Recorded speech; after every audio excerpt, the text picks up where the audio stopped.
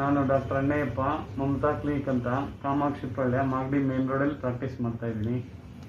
ಈ allergy start ಆಗದೆ ನಿಮಗೆ ಮೂಗು ನವೆ ಬಂದು ಸೀನ್ಗಳು ಬರಬಹುದು, ಕಣ್ಣು ನವೆ ಬರುತ್ತೆ, ಕಣ್ಣು ರೆಡ್ ಆಗುತ್ತೆ, ಗಂಟ್ಲು ಕಿಚ್ಚಾಗುತ್ತೆ.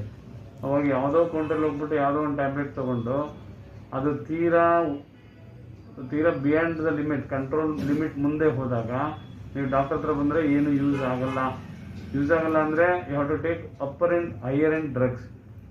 ಸೊ ನೀವೇನಿದ್ರು ಒಂದ್ಸಲ ಅಕ್ಷಿ ಬಂತು ಅಂದರೆ ನಿಮ್ಮ ಹತ್ರ ಇರೋ ಅಲರ್ಜಿ ಸ್ಪೆಷಲಿಸ್ಟ್ನ ನೋಡಿಕೊಂಡು ಅಲರ್ಜಿ ಯಾವುದರಿಂದ ಆಗುತ್ತೆ, ಏನಕ್ಕಾಗುತ್ತೆ, ಮುಂದೆ ಏನಾಗ್ಬೋದು ಅನ್ನೋದನ್ನ ಕಂಡುಹಿಡ್ಕೊಂಡು ಅದಕ್ಕೆ ಪರಿಪಕ್ವಾದ ಮೆಡಿಸಿನ್ ತೊಗೊಂಡು ಅದು ಮುಂದೆ ಕಾಂಪ್ಲಿಕೇಶನ್ ಆಗ್ದಂಗೆ ನೋಡ್ಕೊಳ್ಳುವಂಥದ್ದು ನಿಮ್ಮ ಆದ್ಯ ಕರ್ತವ್ಯ. ಈ ಅಲರ್ಜಿ ಅಕ್ಷಿ ಈ ಥರ ಬರುತ್ತೆ ಅಂದರೆ ಕೋವಿಡ್ ಇದ್ದರೆ ಅಂತೆಲ್ಲ, ಕೋವಿಡ್ ಟೈಮ್ ಅಂತಾನೆಲ್ಲ ರೆಗ್ಯುಲರ್ ಆಗು ಮಾಸ್ಕ್ ಬಳಸೋದು ತುಂಬ ತುಂಬ ತುಂಬ ಒಳ್ಳೆಯದು.